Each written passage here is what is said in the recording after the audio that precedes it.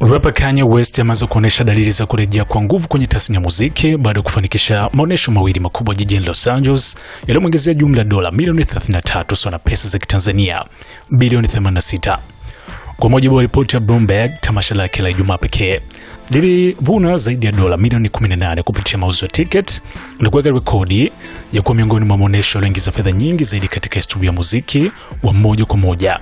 Tamasha hilo lilifuatia baada lile la kwanza lilofanyika Jumatano wiki iliyopita, na yote yakifanyika kwenye uwanja wa Sophie Stadium.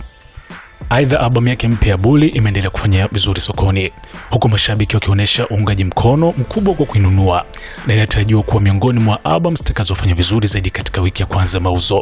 Hata hivyo, pamoja na mafanikio hayo, Bloomberg imeonya kuwa hali hiyo inaweza kuwa ya muda mfupi kutokana na historia ya utata unaomhusu msanii huyo, hasa matamshi yake ya chuki dhidi ya Wayahudi aliyotoa tangu mwaka 2022. Kanye West aliwahi kukosolewa vikali baada ya kutoa kauli zinazohusishwa na kuwasifu wa Nazi na Adolf Hitler, jambo lilosababisha kupoteza ushirikiano na makampuni kadhaa pamoja na kutengwa na baadhi ya wadau wa tasnia ya burudani. Hivi sasa kuna dalili za kurejea kwa uhusiano wake na baadhi ya makampuni makubwa ikiwemo Spotify pamoja na Rap Caviar, ambazo zimeanza tena kusambaza na kupromote kazi zake mpya.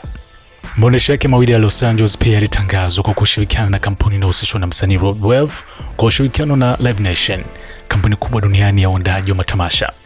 Hatua za kurejea kwake pia inahusishwa na msamaha aliyoomba hivi karibuni kupitia The Wall Street Journal, akijaribu kurekebisha taswira yake iliyoharibika kutokana na kauli zake za awali.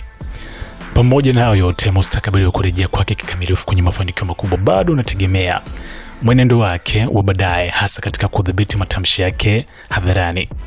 Pamoja na hayo yote, mustakabali wa kurejea kwake kikamilifu kwenye mafanikio makubwa bado unategemea mwenendo wake wa baadaye, hasa katika kudhibiti matamshi yake hadharani.